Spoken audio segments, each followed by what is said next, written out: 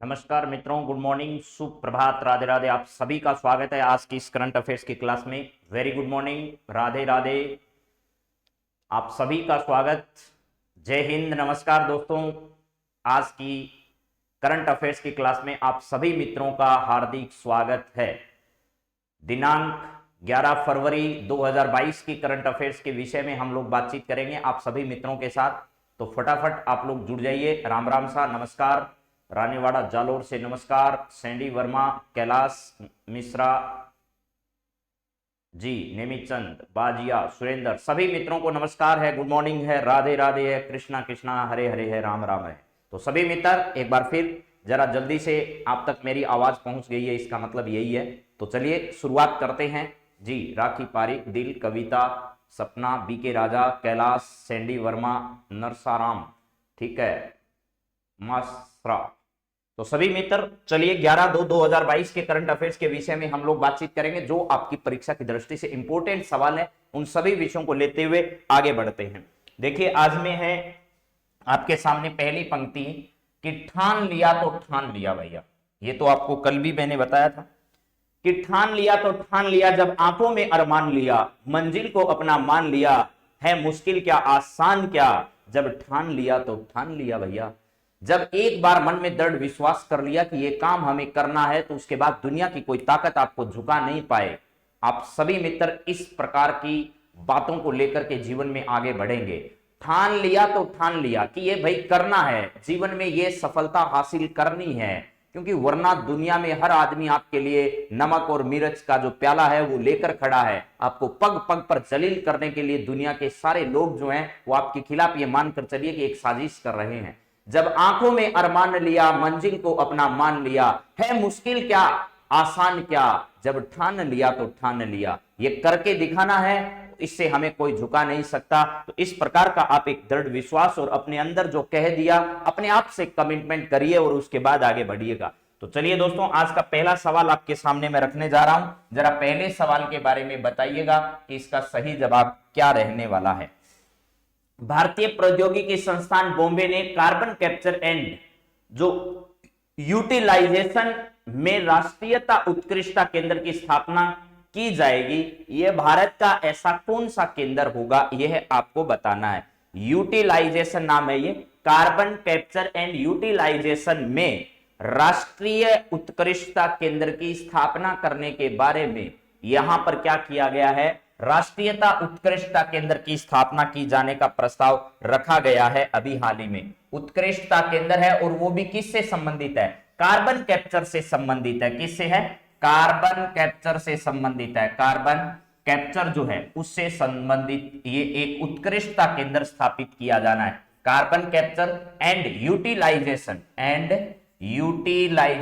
Utilisation ये इसका नाम है। तो यहां पर लिखा है कि भारतीय प्रौद्योगिकी संस्थान बॉम्बे द्वारा, यानी आईआईटी मुंबई द्वारा ऐसा प्रयास किया जा रहा है। आईआईटी मुंबई जो है उस मुंबई के द्वारा इस प्रकार का क्या किया जा रहा है, प्रयास किया जा रहा है। आपको पता होगा ये प्रौद्योगिकी संस्थान देश में बहुत बड़ा काम कर रहे हैं। तकनीकी के क्षेत्र में भारत को अग्रणी बनाने की दिशा में ये लगातार प्रयास करते जा रहे हैं। इसकी स्थापना करने का प्रस्ताव अभी आया है। यह भारत का ऐसा कौन सा केंद्र होगा, तो भारत का ऐसा पहला केंद्र होगा। इससे पहले भारत में ऐसा कोई केंद्र स्थापित नहीं हुआ है। आपको पता होगा कार्बन उत्सर्जन की जो क्षमताएं हैं या कार्बन उत्सर्जन की जो दर है वो लगातार हर देशों में बढ़ रही है।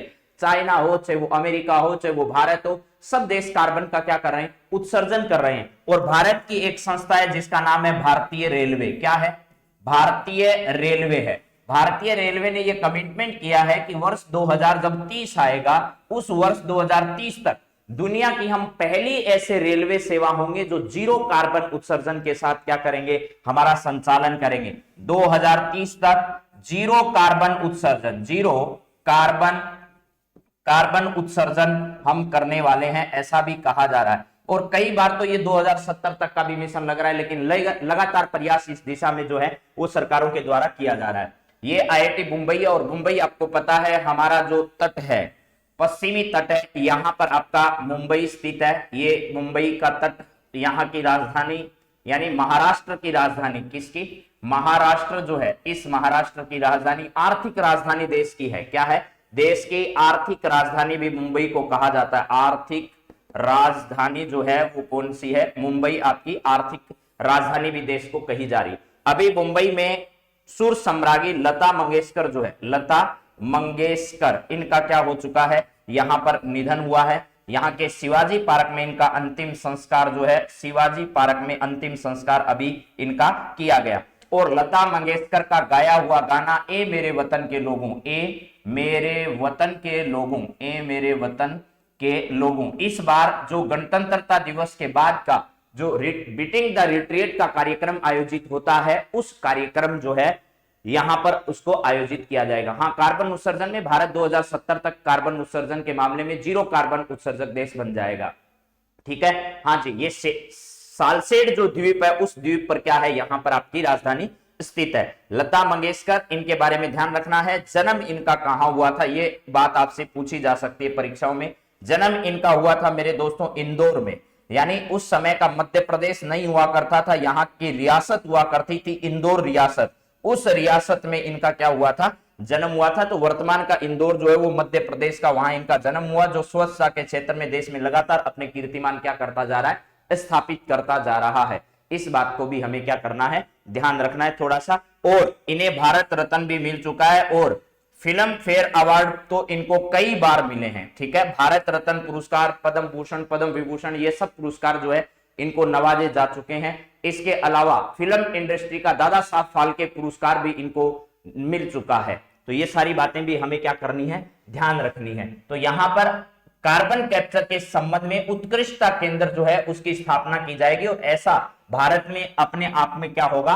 पहला इस प्रकार का उत्कृष्टता केंद्र जो है वो स्थापित होने जा रहा है। ये महाराष्ट्र के संदर्भ में सारी बातें आपको ध्यान रखनी है। आर्थिक राजधानी है। इसके अलावा जो देश की बॉलीवुड जो है उसका गढ़ जो है वो उसको भी मुंबई को ही क्या किया जाता है? माना जाता है। चलिए अब जरा अगले सवाल पर हम लोग बातचीत करते हैं। अगला सवाल आपके सामने क्या है, जरा देखो।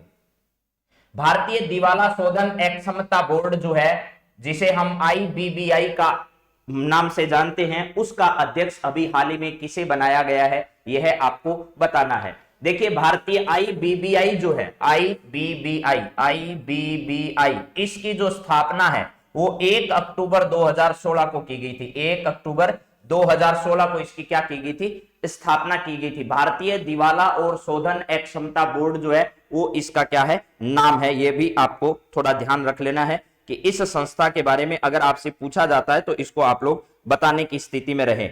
इन्वोलेंसी एंड क्रिप्टोसी बोर्ड ऑफ इंडिया इसका जो है वो अंग्रेजी में नाम है। यहां पर मैं लिख देता हूं आपके सामने, इंसॉल्वेंसी एंड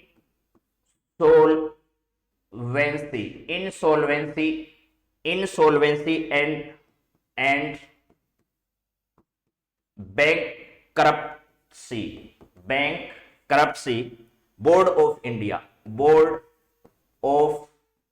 जो है ये इसका इंग्लिश में पूरा नाम है।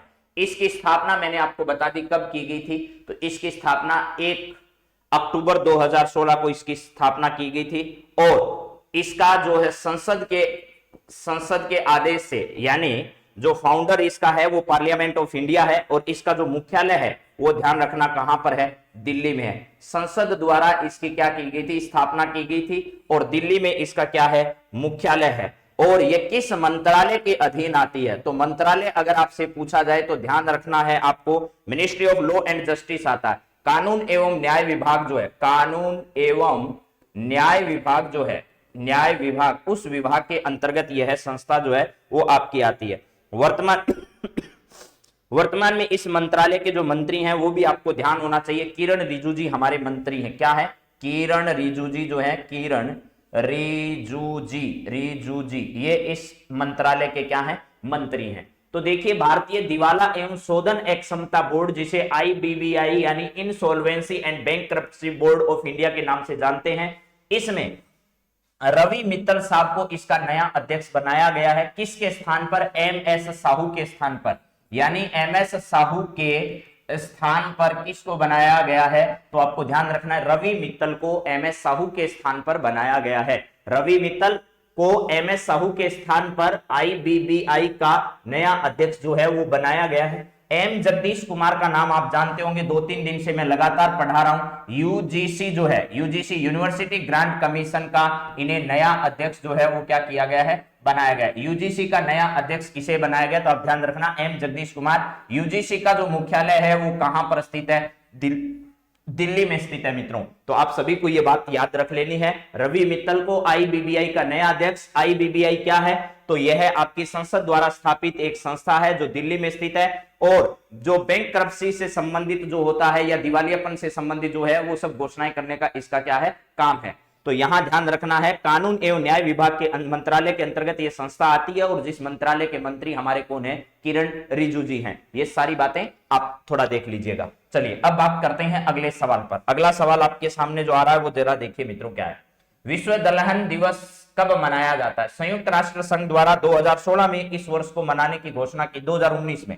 इसको मनाने की घोषणा की गई थी। किसके द्वारा, यूएनओ के द्वारा यह दिवस प्रतिवर्ष क्या किया जाता है, मनाया जाता है। तो विश्व दलहन दिवस प्रतिवर्ष कब मनाया जाता है, तो आपको ध्यान रखना है, या तो 10 फरवरी या 11 फरवरी, कौन सा दिन है जिस दिन यह क्या किया जाता है, मनाया जाता है। तो मेरे हिसाब से सभी मित्रों को याद होगा ये तो कि 10 फरवरी के दिन क्या किया जाता है, यूएनओ के द्वारा 10 फरवरी को यह है प्रतिवर्ष क्या किया जाता है, विश्व दलहन दिवस मनाया जाता है। और इसकी शुरुआत वर्ष 2019 से की गई थी, वर्ष 2019 से इसकी शुरुआत की गई थी विश्व दलहन दिवस मनाने की। अभी जो है बजट सत्र के दौरान, अभी जो बजट प्रस्तुत किया निर्मला सीतारमण जी ने, निर्मला सीतारमण जो है उन्होंने बजट जो है वो प्रस्तुत किया था। उस बजट में यह कहा था कि वर्ष 2023 जो आ रहा है, उस वर्ष 2023 को हम किस वर्ष, मोटे अनाज के वर्ष के रूप में मनाएंगे। मोटे अनाज का वर्ष जो है, मोटे अनाज का वर्ष जो है वो इन्होंने क्या किया था, इसको घोषित किया था। तो ये सारी बातें आपको ध्यान रखनी है कि भैया 10 फरवरी जो है, 10 फरवरी को क्या किया जाएगा, विश्व दलहन दिवस प्रतिवर्ष क्या किया जाता है, मनाया जाता है। 2019 से यूएनओ ने इसको मनाना शुरू किया, और 2023 को मोटे अनाज का वर्ष भारत सरकार ने क्या किया है, अभी घोषित किया है। तो यूएनओ जो है इसके बारे में भी आप लोग जानते होंगे, मेरे हिसाब से इसकी स्थापना जो है वो 24 अक्टूबर को की गई थी। ठीक है, यूएनओ दिवस भी 24 अक्टूबर को मनाया जाता है। 24 अक्टूबर 1945 द्वितीय विश्व युद्ध से पहले प्रयास जारी थे, लेकिन द्वितीय विश्व युद्ध से पहले जो है ये मामला जो है वो सही कारगर नहीं हो सका, लेकिन उसके बाद द्वितीय विश्व युद्ध के बाद इसकी स्थापना जो है वो कर दी गई 24 अक्टूबर 1945 को। और ध्यान रखना यूएनओ डे मनाया जाता है 24 तारीख को, 24 अक्टूबर जो है इस दिन यूएनओ डे जो है वो क्या किया जाता है, मनाया जाता है प्रति वर्ष। यहां ये बात आप ध्यान रखना, इसकी एक महासभा है, क्या है, एक महासभा, यूएनओ की महासभा है।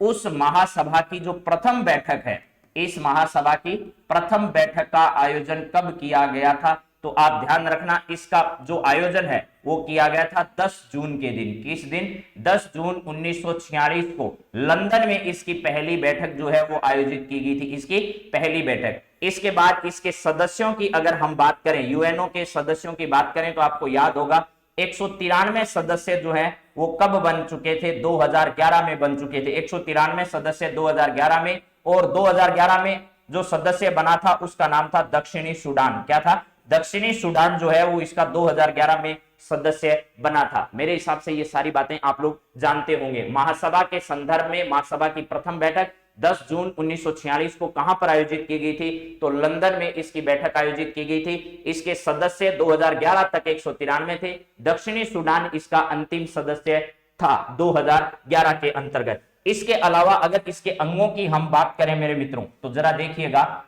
यूएनओ यहां पर मैंने लिख दिया आपके सामने। यूएनओ के विभिन्न अंग हैं, मुख्य रूप से इसके 6 अंग हैं, लेकिन हम कुछ के बारे में बातचीत करने जा रहे हैं। ध्यान रखना, महासभा जो है, इस महासभा का जो प्रमुख होता है उसे सभापति कहते हैं। उसे क्या कहते हैं, सभापति के नाम से क्या किया जाता है, उसे जाना जाता है। इसे विश्व की नगर बैठक भी कहते हैं। इसे विश्व की क्या कहते हैं, विश्व की नगर बैठक के नाम से जाना जाता है। नगर बैठक जो है किसको कहते हैं, महासभा को विश्व की नगर बैठक के नाम से क्या किया जाता है, जाना जाता है। ये ध्यान रखना।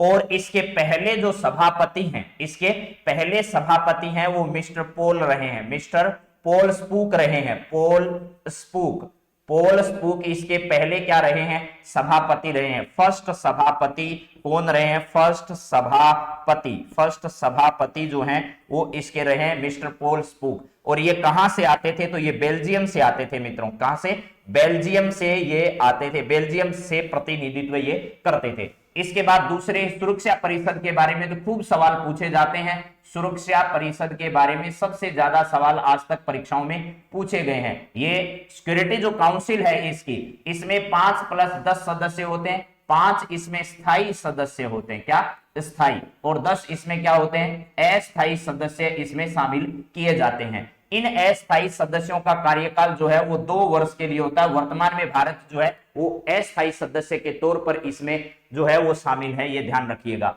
तो यहां पर स्थायी सदस्य की बात करें, ये 5 कौन कौन से हैं, तो चाइना है जो हमारी ही बदौलत, हमारे ही समर्थन से यूएनओ की सुरक्षा परिषद में जो है वो सदस्य बना था, लेकिन आज यही फड़फड़ाहट करता है भारत के खिलाफ। इसके बाद क्या है मित्रों, रूस है। इसके बाद क्या है, फ्रांस है। इसके बाद क्या है, अमेरिका है, अमेरिका और ब्रिटेन है, अमेरिका और क्या है, ब्रिटेन है। ये जरूर पूछा जाता है, मैंने बहुत सारी परीक्षाओं में यह सवाल देखा है। तो आप इस सवाल को बहुत अच्छे से समझने की कोशिश करिएगा और याद रखने की कोशिश करिएगा। ब्रिटेन जो है वो इसका, इनमें से वो क्या करेगा, 3 नाम कोई इनमें से देगा, एक कोई दूसरे देगा, या 3 अन्य देगा, एक कोई इनमें से देगा। वो 2 सवाल पूछेगा, इनमें से कौन सा यूएनओ की सुरक्षा परिषद का स्थायी सदस्य है और कौन सा इसका स्थायी सदस्य नहीं है, ये हमें ध्यान रखना है। तो रुक चीन, तो यहां क्या करना है, रूस है, चीन है, फ्रांस है और अमेरिका है, ब्रिटेन है। फ्रांस भारत का सबसे ज्यादा समर्थन करता है यूएनओ की सुरक्षा परिषद में,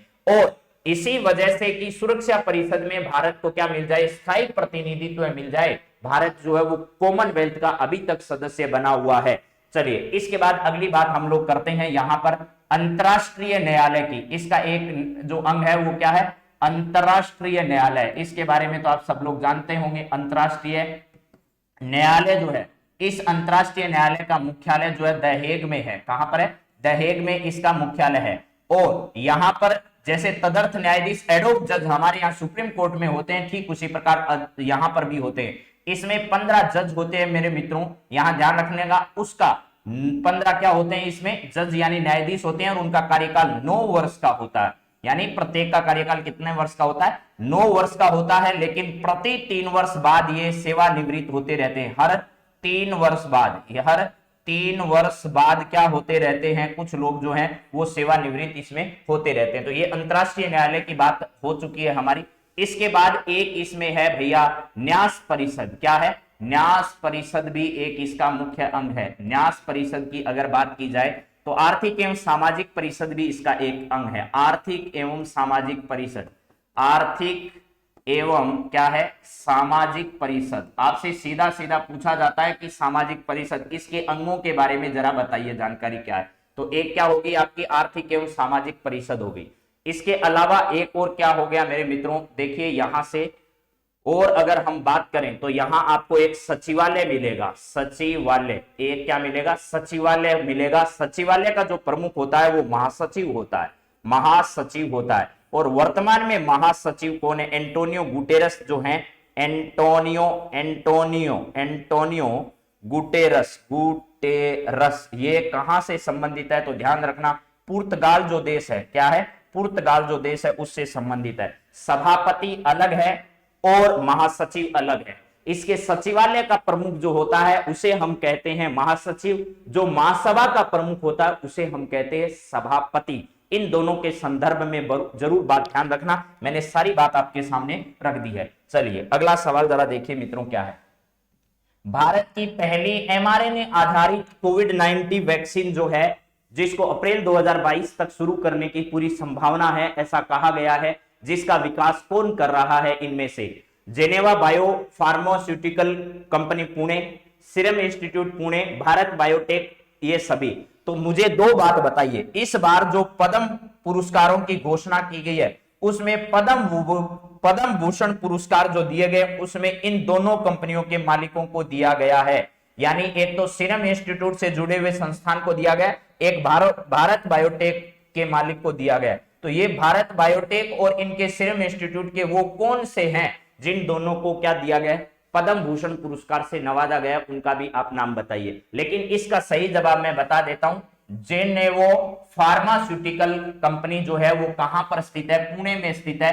पुणे कहां पर है तो आप सब लोग जानते हैं, ये महाराष्ट्र में है। कहां पर है? पुणे कहां है? महाराष्ट्र में है। तो इस कंपनी के द्वारा ऐसा किया जा रहा है कि एमआरएनए आधारित कई प्रकार की है, आरएनए आधारित जो निष्क्रिय वायरस है उस आधारित, डीएनए आधारित कई वैक्सीन हमारे यहां पर है। लगभग 10 से अधिक वैक्सीन जो है वो भारत में बन चुकी है अब तक।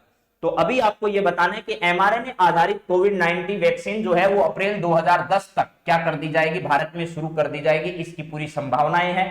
और ऐसा होगा तो कोविड-19 की यह किस पर आधारित होगी? एमआरएनए आधारित भारत की पहली वैक्सीन ऐसी होगी।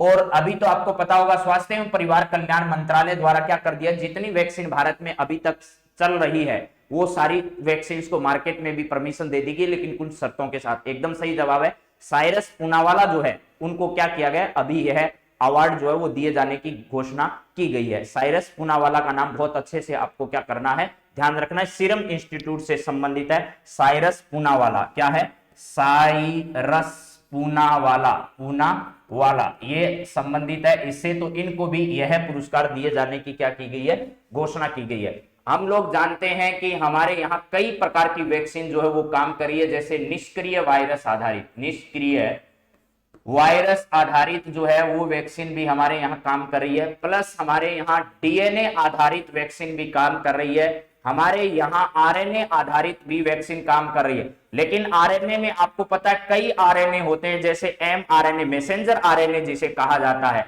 मैसेंजर आरएनए, टीआरएनए यानी ट्रांसफर आरएनए जो ट्रांसपोर्ट का काम करता है। इस प्रकार के मैसेंजर ट्रांसपोर्ट कई आरएनए होते हैं, उसमें इस एमआरएनए आधारित जो वैक्सीन है वो भारत में पहली बनेगी। और वो किस कंपनी के द्वारा? जेनोवा, जेनोवा जो फार्मास्यूटिकल कंपनी है वो कहां की है? पुणे में स्थित कंपनी है, उसके द्वारा ऐसा किया जा रहा है। तो मेरे हिसाब से आप ये सब बातें याद रख लोगे, क्योंकि अच्छा सवाल है आगामी परीक्षाओं की दृष्टि से। तो सभी मत कर देना भैया, कई लोग सभी देखकर सभी कर देते हैं, लेकिन इसका सही जवाब जो है वो जेनोवा फार्मास्यूटिकल कंपनी पुणे में स्थित है, वो सही है। अगला सवाल जरा देखो, वाणिज्य और उद्योग मंत्रालय के विदेश व्यापार महानिदेशालय ने ड्रोन के आयात पर प्रतिबंध लगाया है। अभी हाल ही में तत्काल प्रभाव से ड्रोन पर प्रतिबंध लगा दिया है। सरकार ने 2021 में भारत को कब तक ड्रोन हब बनाने के लिए उत्पादन लिंक्ड प्रोत्साहन योजना, उत्पादन लिंक्ड प्रोत्साहन योजना जो है, इस योजना की मंजूरी प्रदान की थी भारत सरकार ने, यह आपको बताना है। इस योजना को मंजूरी प्रदान की थी, भारत को कब तक हम क्या कर देंगे, खुद का ड्रोन हब बना देंगे, यानी स्वदेशी निर्माण को बढ़ावा मिल सके, इसके लिए ऐसा किया गया है। यानी क्या किया जा रहा है यहां पर? आत्मनिर्भर भारत अभियान, आत्मनिर्भर भारत अभियान, एक तो ये वाला अभियान भारत अभियान, प्लस उसके साथ साथ दूसरा है स्किल इंडिया, और यहां मेक इन इंडिया अभियान जो है, make in India, make in India अभियान, ठीक है। एक इसके साथ साथ है स्किल इंडिया अभियान, स्किल इंडिया अभियान। इन अभियानों के तहत भारत में ही ये सारी चीजें बहुत अच्छे से बन सके, भारत में बहुत अच्छे से ये तैयार हो सके, इसके लिए भारत सरकार ने क्या कहा है कि भैया हम लोग जो बाहर से मंगा रहे हैं उस पर प्रतिबंध लगाओ, यानी आयात पर पूर्णतः प्रतिबंध भारत सरकार ने लगा दिया है। भारत के बाहर से नहीं मंगाना, भारत को ही इस क्षेत्र में हब बनाना है,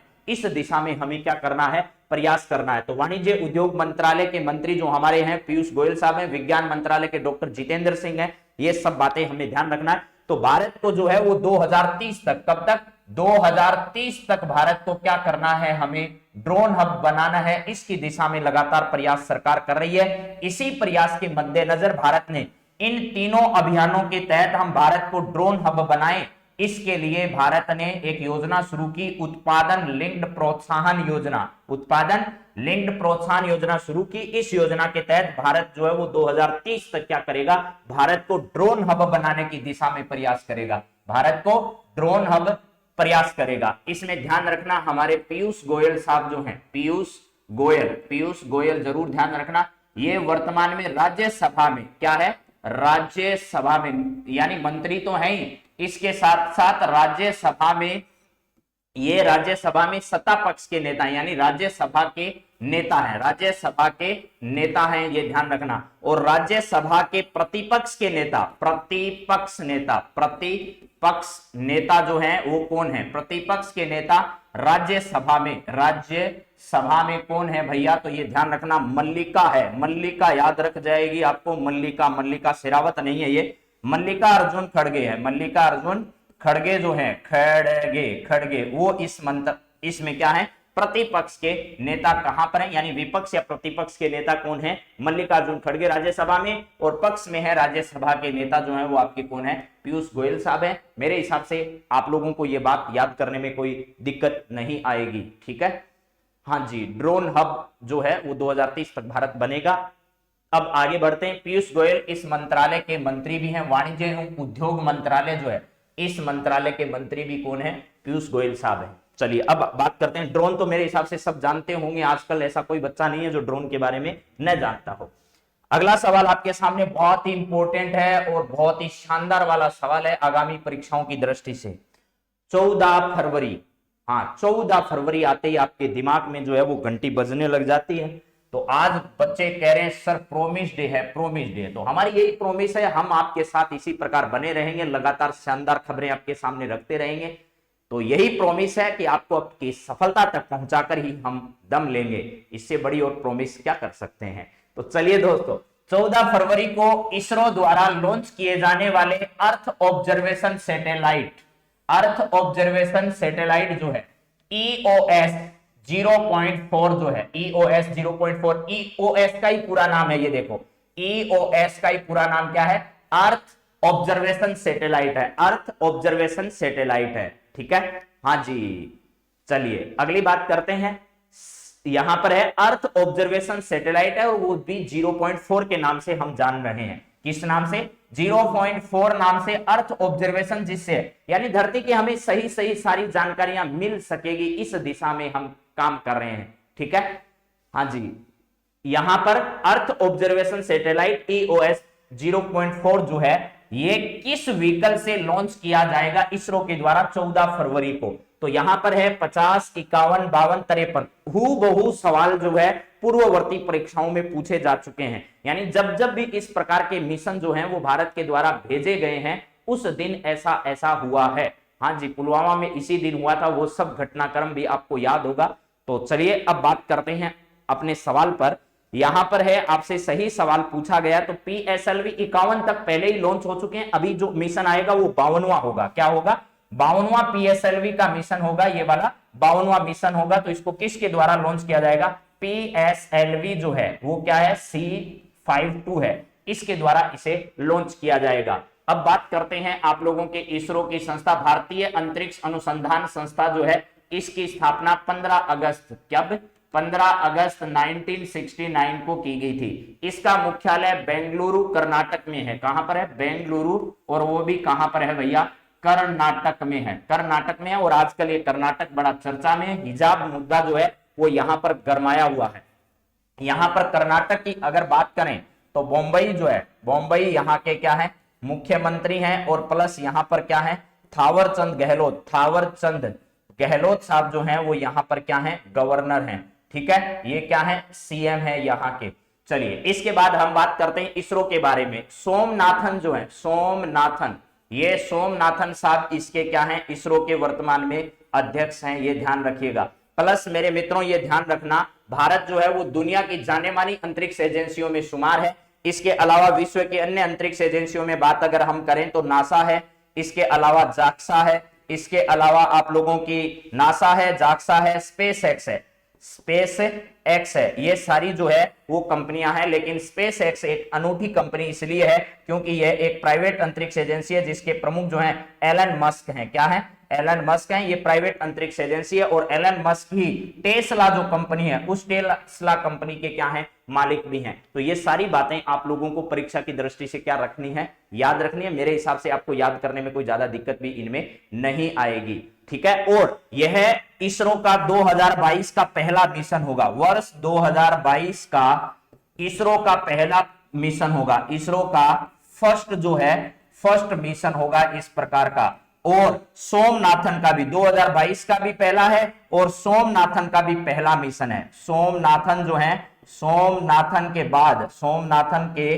कार्यकाल का पहला मिशन है, कार्यकाल का फर्स्ट मिशन ये वाला है।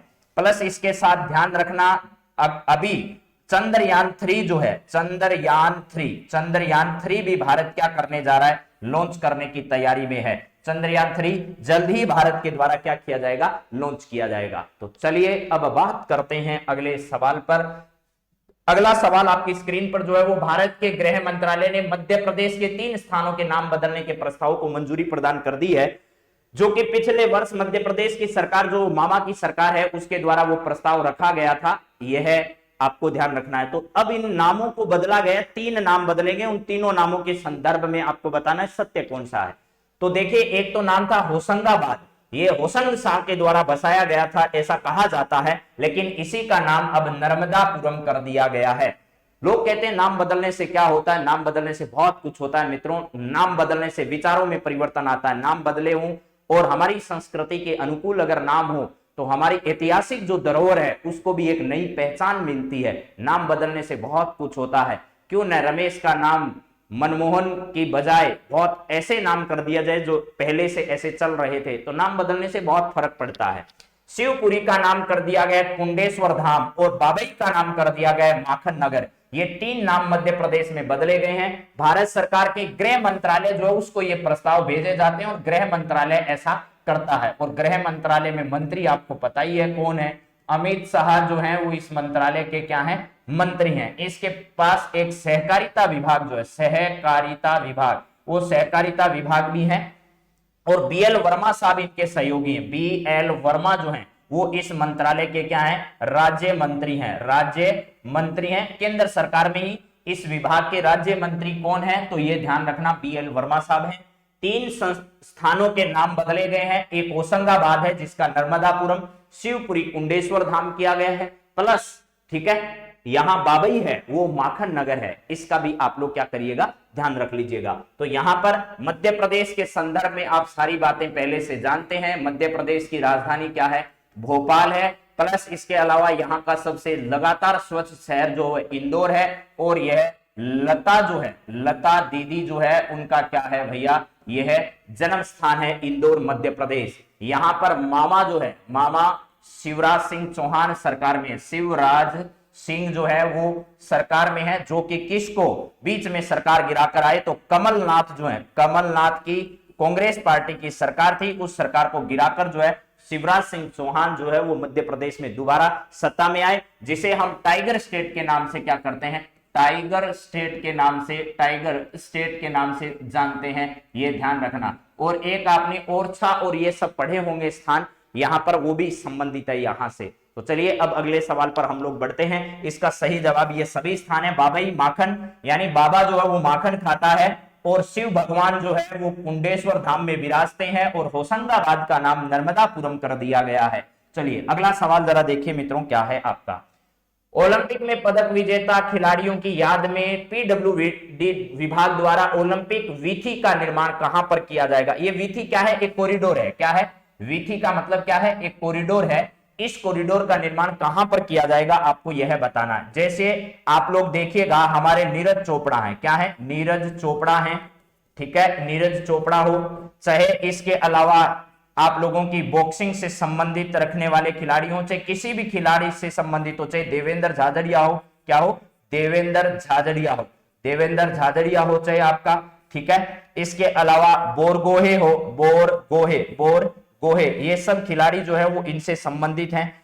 जितने भी खिलाड़ी ओलंपिक में भाग लेने वाले हैं और पदक विजेता है, जिससे देश को बहुत कुछ सीखने को मिल रहा है और देश उनके जो नेतृत्व है उसको सलाम करता है। तो ऐसे जो ओलंपिक के पदक विजेता खिलाड़ी हैं उनकी याद में पीडब्ल्यूडी विभाग जो है वो ओलंपिक वीथी, वीथी का मतलब कॉरिडोर है। जैसे ये सड़क निर्माण का काम पीडब्ल्यूडी विभाग करता है, तो इस प्रकार का कॉरिडोर जो है, इस प्रकार का एक कॉरिडोर जो है वो किसके द्वारा निर्मित किया जाएगा, ये कॉरिडोर पीडब्ल्यूडी विभाग जो है वो पीडब्ल्यूडी विभाग केंद्र सरकार का, कौन सा, केंद्र सरकार जो है उस केंद्र सरकार का पीडब्ल्यूडी विभाग इस प्रकार के विधि का क्या कर रहा है, निर्माण कर रहा है। यानी यहां जाओगे तो आपको इन सब खिलाड़ियों के स्टेच्यू जो है वो यहां पर क्या आएंगे, नजर आएंगे और बहुत सारी जानकारियां इन खिलाड़ियों के संदर्भ में वहां आपको नजर आने वाली है। ठीक है, हाँ जी, तो ये सब हमें क्या करना है, ध्यान रखना है। जयपुर जो है वो राजस्थान की राजधानी है, राजस्थान की। इसका सही जवाब बता देता हूं, पहले दिल्ली है। दिल्ली में ऐसा किया जाएगा, दिल्ली में ऐसा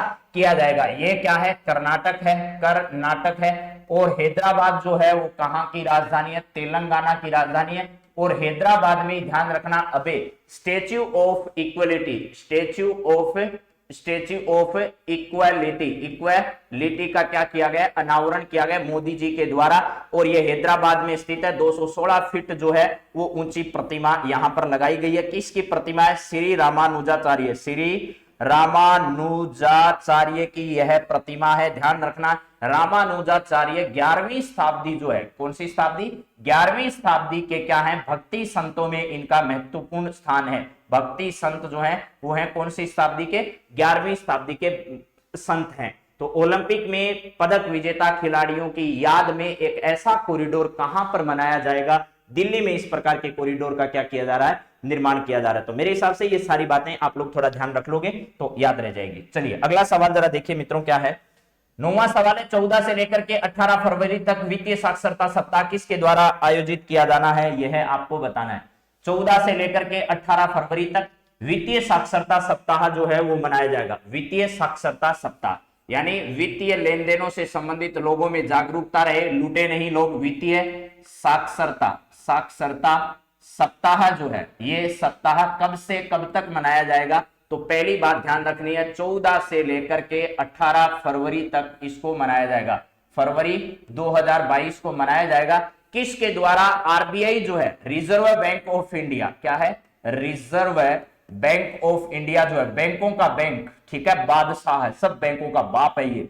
रिजर्व बैंक ऑफ क्या है, इंडिया है। रिजर्व बैंक ऑफ इंडिया जो है, इसका निर्माण, इसके द्वारा इसको मनाया जाएगा। जिसका मुख्यालय कहां पर है, तो मुंबई, देश की जहां आर्थिक राजधानी है वहां स्थित है। प्लस इसके कई क्षेत्रीय जो हैं वो शाखाएं भी है, इसके क्षेत्रीय कार्यालय भी हैं। ठीक है, क्या है, क्षेत्रीय कार्यालय भी है, कार्यालय भी है। और राजस्थान में क्षेत्रीय कार्यालय इसका कहां पर है, तो जयपुर में है। राजस्थान में क्षेत्रीय कार्यालय कहां है, राजस्थान के जयपुर में। राजस्थान के कहां पर, जयपुर में। आप विदेश जा रहे हो, आपके पास विदेशी पैसे नहीं है, डॉलर नहीं है आपके पास, डॉलर कहां से आएंगे, आपको आरबीआई के पास जाना पड़ेगा। 1 अप्रैल 1935 की डेट भी आपके लिए इंपॉर्टेंट है। क्या है, 1 अप्रैल 1935, 1 अप्रैल 1935 का दिन भी हमें क्या करना है, ध्यान रखना है। रिजर्व बैंक के गवर्नर कौन है, अब ये बताइए आप लोग, जरा बाकी बातें छोड़िएगा। चलिए अब बात करते हैं, इसका सही जवाब आरबीआई है, एसबीआई। एसबीआई जो है वो सार्वजनिक क्षेत्र का बैंक है। क्या है, सार्वजनिक क्षेत्र का बैंक है, सार्वजनिक क्षेत्र का बैंक है। लेकिन टोटल सार्वजनिक क्षेत्र के बैंकों की बात की जाए तो 11 + 1 यानी 12 बैंक हैं। क्या है, 12 सार्वजनिक क्षेत्र के बैंक है। सार्वजनिक क्षेत्र के बैंक कितने हैं, तो आपसे पूछे तो 12 हैं। ये 11 राष्ट्रीयकृत बैंक है। क्या है, राष्ट्रीयकृत बैंक है, राष्ट्रीयकरण करके ये 11 बैंक जो हैं वो बने हैं। ये एक जो आपका दिख रहा है, ये ही वो एसबीआई है जिसको हम कह रहे हैं। ये किसकी संपत्ति है, तो ये है भारत सरकार की संपत्ति है। ध्यान रखना, भारत सरकार की है। पहले ये किसके पास था, पहले ये आरबीआई के पास था। आरबीआई इसका संचालन करता था। क्या करता था, आरबीआई इसका संचालन करता था, लेकिन अभी आरबीआई से इसे क्या कर लिया गया है, ले लिया गया है। शक्तिकांत दास आरबीआई के गवर्नर हैं, ये भी बात आपको याद रखनी है। गवर्नर कौन है, तो शक्तिकांत दास है। शक्तिकांत दास जो है, शक्तिकांत दास इसके गवर्नर हैं। यहां पर आपके सामने नजर आ रहा है नाबार्ड। नाबार्ड क्या करता है, कृषि एवं ग्रामीण विकास जो है, कृषि एवं क्या है, ग्रामीण विकास, उस क्षेत्र में ऋण देने का काम करता है। लेकिन सीधा जो है वो किसानों को ऋण नहीं देता है नाबार्ड। ये किसको देता है, जो कृषि क्षेत्र में, रूरल में हमारे यहाँ काम करने वाली जो सोसाइटीज हैं उनको ऋण देने का, वो कृषि क्षेत्र से जुड़े हुए जो बैंक हैं उन बैंकों को क्या करता है, ये ऋण प्रदान करता है। ये बात भी आप लोगों को ध्यान रखना है। यंग हिल्टन कमेटी है, वो हिल्टन नहीं है, यंग हिल्टन कमेटी की सिफारिश पर इसका निर्माण की, इसकी स्थापना की गई थी, जिसकी आरबीआई की आप बात कर रहे हो। तो नाबार्ड क्या करता है, कृषि एवं ग्रामीण क्षेत्र में ऋण देने का क्या करता है, काम करता है। इसका भी मुख्यालय कहां पर है, मुंबई में स्थित है। ठीक है। और 12 जुलाई का दिन आपको याद होगा, 12 जुलाई, ठीक है। क्यों याद है जरा बताइए।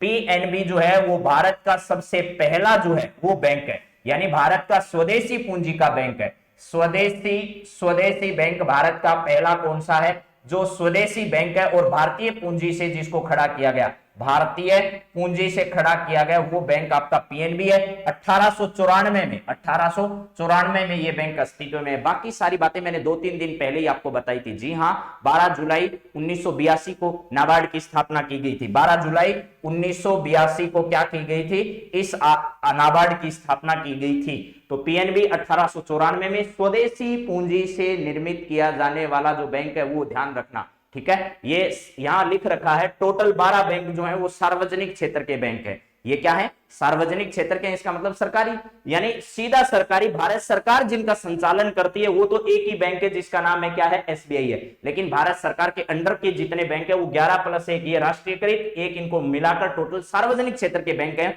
वो आज की तारीख में 12 बैंक है, ये ध्यान रखना है, ठीक है।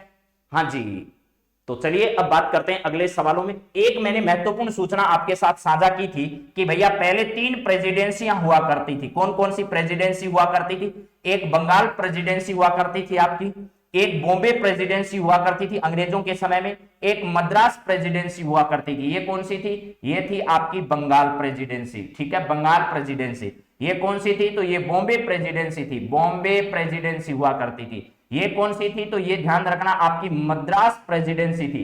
पहले इन 3 प्रेसिडेंसियों के ही बैंक हुआ करते थे।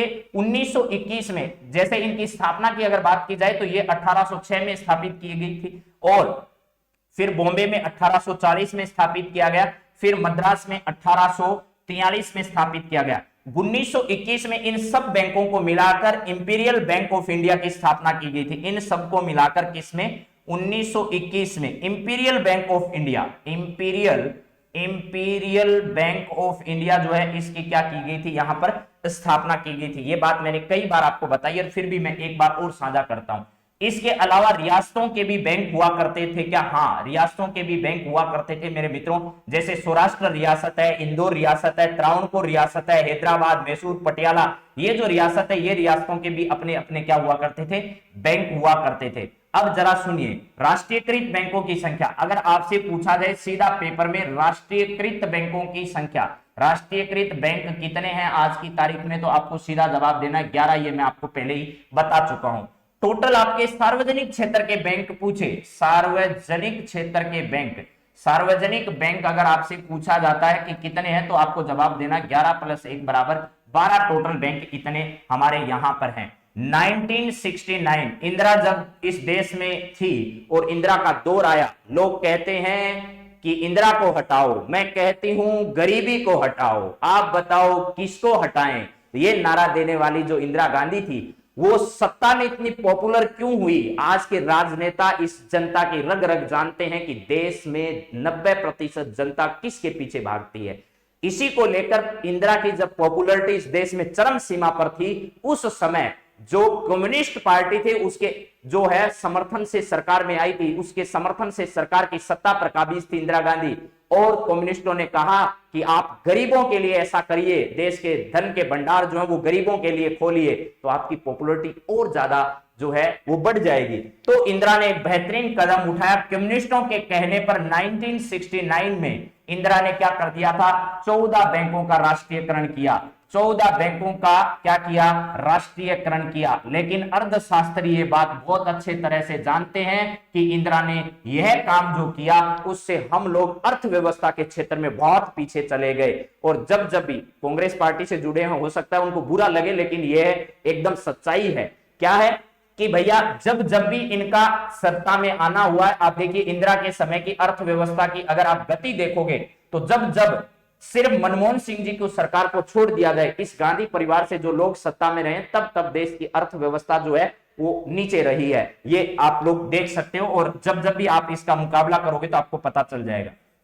1980 में, मैं किसी का विरोधी नहीं हूं लेकिन आपको ये जानकारी दे रहा हूं, 1980 जो है उस 1980 में फिर 6 बैंकों का क्या किया गया था, राष्ट्रीयकरण किया गया था। लेकिन ये राष्ट्रीयकरण जो बैंकों का किया गया, ये बहुत ही कड़ा कदम था, ये कह सकते हो, क्योंकि उस समय तक लोगों को बैंकिंग सुविधा के बारे में जानकारी भी नहीं थी बिल्कुल भी। गांव में कोई बैंक कैसे उस जमाने में अपनी शाखा खोल सकता है। जब इनका राष्ट्रीयकृत कर दिया गया तो धीरे धीरे ये सारे बैंक अपने अस्तित्व की सीमा को क्या कर चुके थे, खो चुके थे, ये ध्यान रखना है। लेकिन अभी वर्तमान में दोबारा ऐसा कोई भी सरकार इस प्रकार का कदम नहीं उठा सकती। इस राष्ट्रीयकरण जैसा जो काम है वो दोबारा अगर सरकार करेगी तो वापस हम अर्थव्यवस्था के क्षेत्र में क्या चले जाएंगे, वापस पीछे चले जाएंगे। तो 1980 में 6 बैंकों का राष्ट्रीयकरण हुआ। 1969 में 14 बैंकों का क्या कर दिया गया, राष्ट्रीयकरण कर दिया गया। इंदिरा गांधी तो चरम सीमा पर आ चुकी, लेकिन देश की अर्थव्यवस्था का जो है वो इन बैंकों के कारण भट्टा बैठ गया। जो प्राइवेट बैंक अच्छे ढंग से काम कर रहे थे वो फ्लॉप हो गए, उन बैंकों का बाद में विलय करना पड़ा। ऐसा ही आप लोगों को मैंने विलय के बारे में, कई बैंकों के बारे में आपको बताया, और आज एक बार फिर बता देता हूं कौन कौन से बैंकों का कब कब विलय किया गया था, ये आप लोग जरा समझ लीजिएगा। अप्रैल 2019 में, कब, अप्रैल 2019 में किया गया। उसके बाद अगस्त 2019 में किया गया, अगस्त 2019 में किया गया। उसके बाद अप्रैल 2020 में इनका विलय कौन कौन से बैंकों का किया गया वो जरा सुन लीजिएगा। यहां पर देना बैंक प्लस विजया बैंक को मिलाकर किस में मिला दिया गया, देना बैंक और विजया बैंक को मिला दिया गया BOB bank, bank of Baroda में इनका विलय कर दिया गया। अगस्त 2019 में आंध्रा बैंक जो है, आंध्रा बैंक प्लस कॉरपोरेशन जो बैंक है, कॉरपोरेशन बैंक, ये कॉरपोरेशन बैंक जो है, इन दोनों का विलय यूनियन बैंक ऑफ बीओआई में कर दिया गया, यूनियन बैंक ऑफ इंडिया में कर दिया गया, यूनियन बैंक ऑफ इंडिया में कर दिया गया। अप्रैल 2020 में क्या कर दिया गया, एक ओबीसी बैंक हमारे ओरिएंटल बैंक ऑफ कॉमर्स चलता है, इसके अलावा यूनाइटेड बैंक ऑफ इंडिया का जो विलय है वो किस में किया गया था, पीएनबी में इनका विलय कर दिया। ये सवाल सबसे मोस्ट इंपोर्टेंट है, इस पर सवाल आने की पूरी संभावना रहती है। फिर अप्रैल 2020 में ही, अप्रैल 2020 में क्या कर दिया गया, इलाहाबाद जो बैंक है, इलाहाबाद बैंक, इस इलाहाबाद बैंक का बैंक ऑफ इंडिया या इंडिया बैंक कह सकते हो, bank of India, India bank भी उसे कह सकते हो, इस बैंक में उसका विलय कर दिया गया। इसके बाद अंतिम रूप से अप्रैल 2020 में ही, अप्रैल 2020 में ही मेरे दोस्तों सिंडिकेट बैंक हुआ करता था। क्या हुआ था, सिंडिकेट बैंक। इस सिंडिकेट बैंक का विलय जो है वो केनरा बैंक में कर दिया गया, किसमें, केनरा बैंक में इसका विलय कर दिया गया। ये सब विलय भी है, आपको ध्यान रखना है। चलिए अब अगले सवाल पर बात करते हैं। अगला सवाल आपकी स्क्रीन पर है, फाइजर इंडिया जो है, इस फाइजर इंडिया का नया अध्यक्ष अभी हाल ही में किसे बनाया गया है, ये आपको बताना है। फाइजर जो कंपनी है वैक्सीन बनाने वाली, उसकी भारत में जो शाखा है, उस फाइजर इंडिया का नया जो है वो अध्यक्ष किसे बनाया गया, आपको यह बताना है। नया अध्यक्ष जो है वो किसे बनाया गया है, प्रदीप साहा को, जय साहा को, दिनेश प्रसाद सकलानी को, पराग अग्रवाल को। पराग अग्रवाल जो है वो ट्विटर के सीईओ, लेकिन इसका सही जवाब जो है वो प्रदीप साहा है। प्रदीप साहा को फाइजर इंडिया जो है, इस फाइजर इंडिया का नया अध्यक्ष अभी हाल ही में बनाया गया है। ठीक है, पराग अग्रवाल जो है वो ट्विटर जो है इस ट्विटर के क्या है, सीईओ हैं, ध्यान रखना।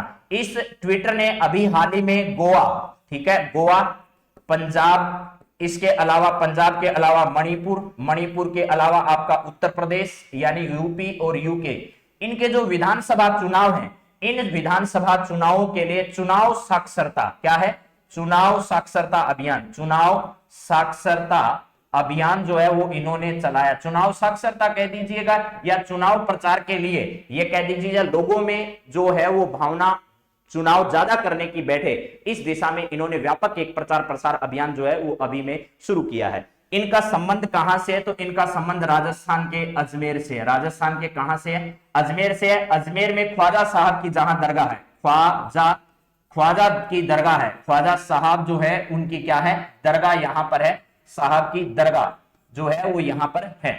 इसके बाद दिनेश प्रसाद सकलानी जो है, एनसीईआरटी जो है, इस एनसीईआरटी के नए अध्यक्ष जो हैं वो बनाए गए दिनेश कुमार सकलानी। एनसीईआरटी का मुख्यालय दिल्ली में। जय शाह जो है वो ध्यान रखना बीसीसीआई के क्या है, ये सचिव हैं, बीसीसीआई के क्या है, सचिव हैं। राजस्थान में सौरव गांगुली और इन्होंने मिलकर अभी अभी एक स्टेडियम का, विश्व का तीसरे सबसे बड़े स्टेडियम की आधारशिला जो है वो इन्होंने रखी है। तो मेरे हिसाब से ये बात समझ में आ जाएगी। प्रदीप साहा जो है वो इसका सही जवाब। बात करने को बहुत सारी बातें की जा सकती है इसके संदर्भ में, लेकिन हम अगले सवाल पर बढ़ते हैं। चलिए अगला सवाल जरा देखिएगा क्या है।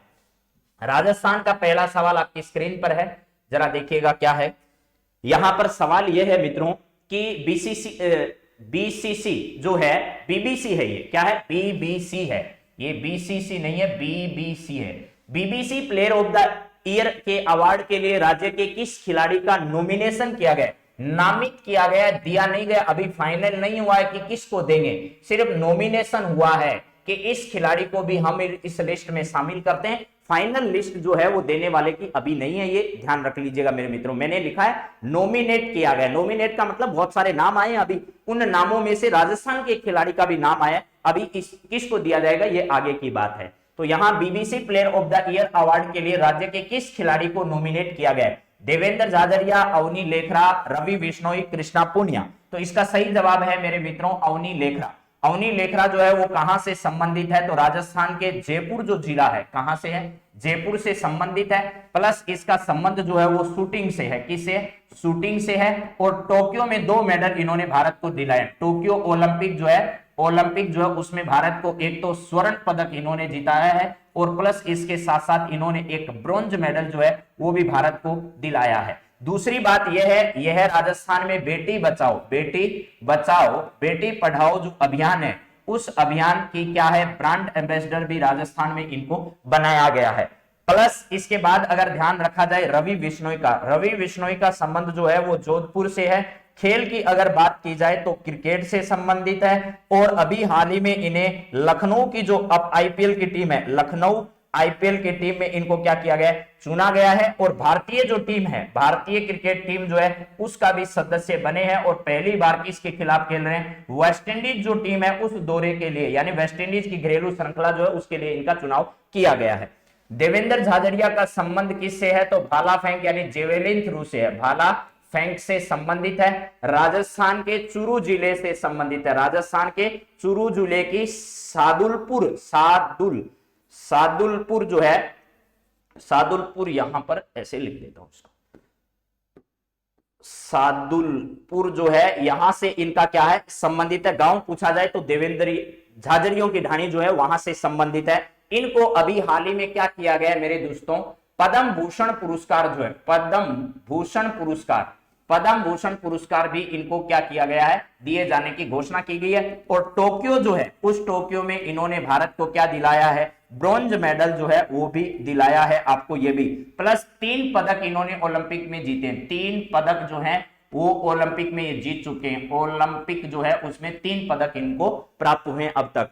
अभी कृष्णा पुनिया राजस्थान की, ये जो देवेंद्र झाझड़िया जी जिस विधानसभा क्षेत्र से आते हैं यानी सादुलपुर से आते हैं, सादुलपुर, इस सादुलपुर चूरू जिले की जो है यहां से वर्तमान में विधायक हैं, वहां से वर्तमान में क्या है, विधायक है कृष्णा पुनिया। इनका संबंध जो है वो हेमर थ्रो से, यानी जो गोला फेंक होता है, तस्तरी फेंक, सॉरी क्या है, तस्तरी फेंक जो है उससे संबंधित इनका रहा है। तस्तरी जो फेंक होती है, तस्तरी और गोला फेंक दोनों में इनका महत्वपूर्ण खेल में योगदान रहा है कृष्णा पुनिया का। वर्तमान में राजस्थान में राज्य क्रीड़ा परिषद जो है, राजस्थान राज्य खेल या क्रीड़ा परिषद जो है उसका इन्हें अध्यक्ष बनाया गया। क्रीड़ा परिषद का अध्यक्ष जो अभी आयोगों की इन सब की नियुक्ति की गई है, उसमें राजस्थान राज्य खेल या क्रीड़ा परिषद जो है उस क्रीड़ा परिषद की अध्यक्ष किसे बनाया गया? कृष्णा पुनिया को बनाया गया। कृष्णा पुनिया के संदर्भ में आरपीएससी तक में सवाल आ चुका है, दोबारा सवाल आ सकता है। डिस्क थ्रो या तस्तरी फेंक है, गोला फेंक और तस्तरी फेंक दोनों से ही संबंधित रहा है, लेकिन मुख्यतः ये डिस्क थ्रो यानी तस्तरी को अंग्रेजी में कहते हैं डिस्क थ्रो, आप कहोगे डिस्क थ्रो जो है, इस डिस्क थ्रो से इनका संबंध रहा है। राजस्थान राज्य खेल या क्रीड़ा परिषद जो है उसकी नई अध्यक्ष बनाया गया है। ये सवाल सबसे इंपॉर्टेंट है मेरे मित्रों, ये आपकी परीक्षा की दृष्टि से 5 स्टार सवाल है और ध्यान रखना है इनका। कृष्णा पुनिया सादुलपुर चूरू से विधायक हैं और इनका संबंध खेल क्षेत्र से, तभी राज्य खेल क्रीड़ा परिषद जो है उसकी इन्हें अध्यक्ष बनाया गया है वर्तमान में। तो आपको ये सारी बातें ध्यान रखनी है। चलिए अगला सवाल जरा देखिए क्या है। अगला सवाल है 25,000 आंगनबाड़ी केंद्रों को नंद घर के रूप में स्थापित करने की अनिल अग्रवाल फाउंडेशन ने किस मंत्रालय के साथ समझौता किया है? भैया करोड़ों रुपए का डोनेशन इस जो अनिल अग्रवाल फाउंडेशन है, इस अनिल अग्रवाल फाउंडेशन के द्वारा जो है वो करोड़ों रुपए का क्या किया गया है, यहां पर चंदा दिया गया है भारत सरकार को, राजस्थान सरकार को सॉरी। ये 25,000 आंगनबाड़ियों का खर्चा उठाएगा। देखो 25,000 आंगनबाड़ी केंद्रों को नंद घर के रूप में तब्दील करने के लिए यहां पर अनिल अग्रवाल फाउंडेशन जो है इसने एक मंत्रालय उसके साथ समझौता किया है, यह है आपको बताना है। ठीक है, हाँ जी। तो चलिए अब ध्यान रखिएगा, एक 5 स्टार और लगा देता हूं। चलो ये आपका जो पिछले पर 4 लगाए थे, ये 5वां स्टार। इतना इंपॉर्टेंट सवाल है ये वाला। चलिए अब देखिए, ये सवाल है स्वास्थ्य एवं परिवार कल्याण मंत्रालय, महिला एवं बाल विकास विभाग, ए व बी दोनों या नन। तो ध्यान रखना, महिला एवं बाल विकास विभाग जो है इसके द्वारा ऐसा किया गया है। महिला एवं बाल विकास विभाग जो है वो ममता भूपेश जो है, ममता भूपेश जो है उसका मंत्रालय है। और सिकराय विधानसभा क्षेत्र जो है, सिकराय विधानसभा क्षेत्र जो है, विधानसभा क्षेत्र से वर्तमान में विधायक और सरकार में महिला एवं बाल विकास मंत्रालय के मंत्री हैं। और यहां पर ध्यान रखना, ममता भूपेश इसका सही जवाब, यानी महिला एवं बाल विकास विभाग के साथ इस प्रकार का समझौता किया है। स्वास्थ्य एवं परिवार कल्याण मंत्रालय में हमारे मीणा जी मंत्री हैं और इन्होंने क्या कहा था थोड़े दिनों पहले, ये कैंसर को लेकर, पहले एक बार तो ये मंत्री थे उद्योग विभाग के, उस समय शराब को लेकर इनके पास आया था। वर्तमान में इनके पास आबकारी जो है, उस आबकारी से संबंधित कुछ जानकारियां हैं, तो आबकारी विभाग भी इन्हीं के अंतर्गत है। तो इन्होंने उस समय कहा था शराब पीने से कुछ नहीं होता, अभी ये कह रहे हैं कि गुटखा तंबाकू ये सब खाने से कैंसर नहीं होता है, क्योंकि सरकार इस क्षेत्र पर कि गुटखा तंबाकू खाने से बहुत सारा कैंसर जो है वो फैल रहा है, सरकार ने अपना बहुत करोड़ रुपए का धन खर्च किया है। और हमारे मंत्री जी कह रहे हैं कि कैंसर इन सबसे नहीं होता है। हाँ जी, प्रसादी लाल जी मीणा जो है, यहां लिख देता हूं, चलो प्रसादी लाल मीणा, ये मंत्री साहब जो हैं वो इस प्रकार कह रहे हैं और सरकारों ने अपना करोड़ों रुपए खर्च किया इस पर। प्रसादी लाल जी मीणा जो है ये कह रहे हैं ऐसा, लेकिन इसका सवाल अपने को समझना है बस। अनिल अग्रवाल फाउंडेशन के साथ 25,000 आंगनबाड़ी केंद्रों को नंद घर में तब्दील करने के लेकर के इस प्रकार की समझौता जो है वो महिला एवं बाल विकास विभाग राजस्थान के साथ किया गया है। अगला सवाल, नीति आयोग ने 22 करोड़ रुपए की राशि से बनने वाले शक्ति दर्शन प्रोजेक्ट को मंजूरी प्रदान कर दी है। यहां देखिए, नीति आयोग ने 22 करोड़ रुपए की राशि से बनने वाले शक्ति दर्शन प्रोजेक्ट, ये नाम इंपॉर्टेंट है बस, बाकी सवाल आप जानते हो, मैं सीधा सीधा कहूंगा तो आप लोग इसको पहचान भी जाओगे, लेकिन ये प्रोजेक्ट इंपॉर्टेंट है। शक्ति दर्शन प्रोजेक्ट का नाम जरूर ध्यान रखना है, समझ गए? शक्ति दर्शन प्रोजेक्ट का नाम क्या करना है, ध्यान रखना है। शक्ति दर्शन प्रोजेक्ट को मंजूरी प्रदान कर दी है, जो कि किस जिले में बनने जा रहा है, 22 करोड़ रुपए की राशि से बनेगा। इसको किसने मंजूरी प्रदान की है? नीति आयोग के पास प्रस्ताव भेजा गया था, नीति आयोग के पास प्रस्ताव भेजा गया था, नीति आयोग ने इसे क्या कर दिया है, मंजूर कर दिया है और 22 करोड़ रुपए की राशि इस पर लगने वाली है। यह प्रस्ताव किसने भेजा था? तो बीएसएफ के द्वारा भेजा गया था, सीमा जो सुरक्षा बल हमारा है, बीएसएफ द्वारा यह प्रस्ताव भेजा गया था। और इसकी जानकारी मैंने आपके सामने रख दी थी कि भैया बॉर्डर टूरिज्म के लिए, बॉर्डर टूरिज्म जो है, टूरिज्म, इस बॉर्डर टूरिज्म को बढ़ावा देने के लिए, बॉर्डर टूरिज्म को बढ़ावा देने के लिए बीटिंग द रिट्रीट का आयोजन, रिट्रीट इसका आयोजन राजस्थान में किया जाए। किसकी तर्ज पर? जो कि पंजाब में किया जाता है, उस पंजाब की तर्ज पर राजस्थान में भी उसका आयोजन किया जाए। इसको लेकर बॉर्डर टूरिज्म को बढ़ावा देने के लिए बीएसएफ द्वारा यह प्रस्ताव नीति आयोग के पास भेजा गया था। नीति आयोग ने इसकी मंजूरी प्रदान कर दी है और 22 करोड़ रुपए की राशि इस पर क्या होने वाली है, खर्च होने वाली है। प्रोजेक्ट का नाम जरूर ध्यान रखना, उसका नाम दिया गया शक्ति दर्शन प्रोजेक्ट। यह शक्ति दर्शन प्रोजेक्ट जो है वो कहां बन रहा है? अभी जैसलमेर में बनकर ये क्या हो रहा है, तैयार हो रहा है। तो बॉर्डर टूरिज्म बीटिंग रिट्रीट का आयोजन बीएसएफ द्वारा 22 करोड़ रुपए नीति आयोग ने मंजूरी प्रदान की है। किस जिले में? तो जैसलमेर जिले में यह क्या होगा, बनकर तैयार होगा। तो मेरे हिसाब से ये सब बातें आप जानते हैं। बीएसएफ के बारे में मैंने सारी बात बता दी है। ऊंट का दस्ता गया था, संग्राम नाम का ऊंट था, उसने दस्ते का नेतृत्व किया, टोटल 100 ऊंट थे। ये सारी बातें रोजाना रिपीट होती रहती है। चलिए अगला सवाल जरा देखिएगा क्या है, नाम जरूर ध्यान रखना, शक्ति दर्शन प्रोजेक्ट है, आपके काम आएगा वो वाला नाम। अगला सवाल क्या है, यहां सवाल है आपके सामने, 9 फरवरी 2022 को राजस्थान आवासन मंडल द्वारा कॉन्स्टिट्यूशन क्लब ऑफ राजस्थान का शिलान्यास कहां पर किया गया है? कॉन्स्टिट्यूशन क्लब ऑफ राजस्थान, ठीक है।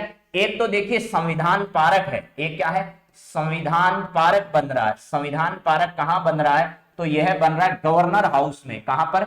गवर्नर हाउस में। गवर्नर हाउस जो है, उस गवर्नर हाउस जयपुर में बनकर तैयार हो रहा है। जयपुर में बनकर तैयार हो रहा है। इसकी आधारशिला कब रखी गई थी? तो 26 जनवरी को, इस बार 26 जनवरी 2022 को गवर्नर और मुख्यमंत्री के द्वारा इसकी शिलान्यास कार्यक्रम किया गया था। 9 फरवरी 2022 को राजस्थान आवासन मंडल द्वारा कॉन्स्टिट्यूशन क्लब ऑफ राजस्थान जो है, इसका शिलान्यास भी राजस्थान जयपुर में किया गया है। और इसका निर्माण कार्य कौन कर रहा है? तो राजस्थान हाउसिंग बोर्ड जो है, राजस्थान हाउसिंग बोर्ड जो है इसका निर्माण कर रहा है। यह जो है वो किसके अंतर्गत आता है? तो शांति धारीवाल जो है, शांति धारीवाल इस मंत्रालय, इसके अध्यक्ष हैं, ध्यान रखना।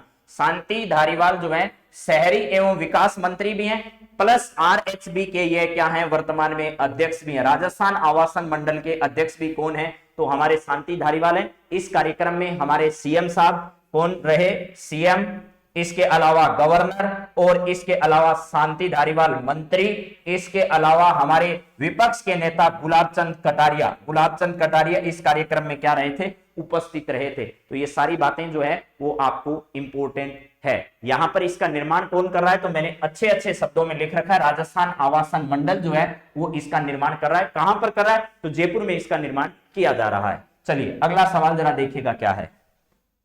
अगला सवाल बहुत इंपॉर्टेंट है, रोज एक सवाल इसको लेकर आऊंगा क्योंकि 45 नए जो अध्यक्ष हैं उनकी नियुक्ति सरकार के द्वारा की गई। हाँ जी किशन जी, आपका चौहान साहब आपका सही है। यह स्थापना जो है 1970 में इसकी स्थापना की गई थी। 1970 में राजस्थान हाउसिंग बोर्ड की क्या की गई थी? स्थापना की गई थी। और आपको पता होगा 2020 में इसके 50 साल भी पूरे हुए थे। कितने वर्ष?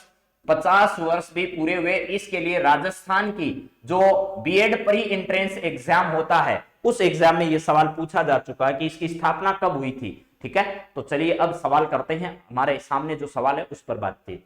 ये सवाल इंपॉर्टेंट है। इनमें से एक सवाल निश्चित तौर पर आएगा। मैं ये नहीं कह रहा हूं यही आएगा, लेकिन जितने मैं आपको कराऊंगा ना, उन सब में से आपके पेपर में एक आयोग के अध्यक्ष का नाम या एक से अधिक आयोगों के अध्यक्ष का नाम निश्चित तौर पर पेपर में आएगा। जो 40-45 लोगों की लिस्ट जारी की गई है सरकार के द्वारा, उस लिस्ट में से आपके पेपर में एक या दो सवाल निश्चित आएंगे। इसमें कोई दो राय नहीं है। उन व्यक्तियों के बारे में आ जाए या उन अध्यक्षों के बारे में आ जाए, तो एक साथ याद करने की कोशिश करोगे तो कदापि याद नहीं होंगे आपको, और रटने से तो बिल्कुल नहीं होने वाले। तो आपको धीरे धीरे ये बातें रोजाना सुननी है, उसके बाद ये आपका तैयार हो जाएगा।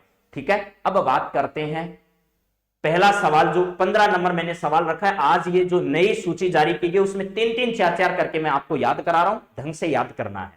पहला है खिलाड़ी लाल बैरवा, जो इंपॉर्टेंट है सिर्फ वही याद करेंगे हम। खिलाड़ी लाल बैरवा जो है वो राजस्थान अनुसूचित जाति आयोग के क्या है? अध्यक्ष है। अनुसूचित जाति और अनुसूचित जनजाति दो है हमारे यहाँ, एक होता है एससी और एक होता है एसटी। तो जो एसटी है, अनुसूचित जाति आयोग जो है, उस जाति आयोग का अध्यक्ष किसको बनाया गया है? खिलाड़ी लाल बैरवा को बनाया गया है। खिलाड़ी लाल बैरवा को किसका अध्यक्ष बनाया गया है? ठीक है, तो यहां रोजाना एक सवाल ऐसा आएगा, जब तक ये पूरे नहीं होंगे और इंपॉर्टेंट है वही सब हमें याद करना है। खिलाड़ी लाल बैरवा जो है वो एससी आयोग के क्या है? अध्यक्ष है। देख लेना, खिलाड़ी लाल बैरवा अनुसूचित जाति आयोग के अध्यक्ष हैं। इसके बाद रेहाना रियाज चिश्ती। रेहाना रियाज चिश्ती, सिर्फ रेहाना याद कर लो आप, तो बाकी छोड़ो। खिलाड़ी है और रेहाना है, तो यहां पर क्या करना है आपको? खिलाड़ी है और क्या खिलाड़ी के साथ क्या है? रेहाना है। रेहाना, तो खिलाड़ी क्या करेगा? ये एससी आयोग की अध्यक्षता करेगा। और एसटी आयोग में लक्ष्मण है। लक्ष्मण खेल खेलेगा भैया। लक्ष्मण क्या खेलेगा? खेल खेलेगा। तो ये है आपके एसटी आयोग। अनुसूचित जनजाति आयोग जो है उसके लक्ष्मण मीणा जो है वो अध्यक्ष है। मीणा सबसे ज्यादा अनुसूचित जनजाति जो है, इसमें सबसे बड़ा समुदाय जो है वो मीणा जनजातियों का, किसका? मीणा जनजाति राजस्थान की सबसे बड़ी जनजाति, सबसे सभ्य जनजाति कही जाती है। ऐसा कहा जाता है कि राजस्थान की सबसे सभ्य पढ़ी लिखी जनजाति जो है वो कौन सी है, मीणा जनजाति है। तो लक्ष्मण मीणा जो है वो एसटी आयोग के अध्यक्ष हैं और खिलाड़ी जो है वो एससी आयोग के अध्यक्ष हैं। तो खिलाड़ी कौन है, लक्ष्मण है। वीवीएस लक्ष्मण याद है ना, तो याद रह जाएगा। वीवीएस लक्ष्मण क्या खेल खेलते हैं, क्रिकेट खेलते थे। तो एससी आयोग के अध्यक्ष और एसटी आयोग के अध्यक्ष के हिसाब से याद रह जाएगा। ठीक है, अब है रेहाना। रेहाना को कौन सा दिया गया, राजस्व महिला आयोग, यानी कौन सा है, महिला है तो महिला आयोग की कमान इसको दे दो। तो रेहाना महिलाओं का ध्यान रखेगी कि महिलाएं कहां आती कहां जाती है, क्या करती है, उन पर कोई शोषण होता है तो उनकी आवाज जो है वो उठाने का काम करती है। मैंने कहा था कृष्णा पूनिया इंपोर्टेंट थी। तो राजस्थान राज्य क्रीड़ा परिषद जो है, इस क्रीड़ा परिषद की अध्यक्ष किसको बनाया गया, कृष्णा पूनिया को बनाया गया है। ये सभी जो हैं वो आपके क्या हैं, सत्य हैं, इनमें से कोई सा भी असत्य नहीं है। तो अब जरा मेरे मित्रों इनको याद करने की कोशिश आपको करनी है। मैं देखिए यहां पर आपको याद करवा रहा हूं, लक्ष्मण है, ठीक है, और लक्ष्मण क्या खेलता है भैया, खेल खेलता है। तो यहां पर आपको ध्यान रखना है ये क्या है, खिलाड़ी है। लक्ष्मण क्या है, खिलाड़ी। खिलाड़ी कौन है, लक्ष्मण है। इसके बाद एक नाम आपको याद करवाया मैंने रेहाना का, और एक याद कराया मैंने कृष्णा पूनिया का। एक बार याद कर लो, ढंग से याद हो जाएगा। खिलाड़ी लाल बैरवा जो है वो ध्यान रखना एससी आयोग के अध्यक्ष हैं। लक्ष्मण जो है वो एसटी आयोग के अध्यक्ष हैं क्या। इसके बाद रेहाना महिला आयोग की अध्यक्ष है क्या। और सबसे इंपॉर्टेंट जो सवाल है, राजस्थान राज्य खेल क्रीड़ा परिषद, राज्य खेल या क्रीड़ा परिषद जो है, खेल या क्रीड़ा परिषद जो है उसकी अध्यक्ष कौन है, तो वो आपकी है कृष्णा पूनिया। तो ये मेरे हिसाब से आप याद कर लोगे और आपको याद करना ही होगा। एक एक करके मैं ऐसे याद कराऊंगा तो आपको याद हो जाएगा, कोई ज्यादा दिक्कत आने वाली है नहीं। तो मेरे मित्रों आज की सभा को यहां हम समाप्त करते हैं, कथा को विराम देते हैं। सभी यात्रियों को राधे राधे कहना है और सभी यात्री जो हैं वो ध्यान रखें, सभी भक्तगण प्रसाद लेकर जाए। आज की सभा को हम करते हैं समाप्त। अगले 2 दिन तक आपकी क्लास का रहेगा अवकाश, यानी कल और परसों 2 दिन आपकी क्लास नहीं हो पाएगी, उसके लिए हम क्षमा प्रार्थी हैं। उसके बाद वापस ठीक इसी प्रकार आप लोगों के सामने मिलेंगे। तब तक आप सभी मित्रों को बहुत बहुत धन्यवाद। सभी मित्र एक बार फिर जय श्री कृष्णा, राधे राधे। तो सभा को समाप्त और कथा को देते हैं विराम, फिर मिलेंगे। Have a nice day, thank you.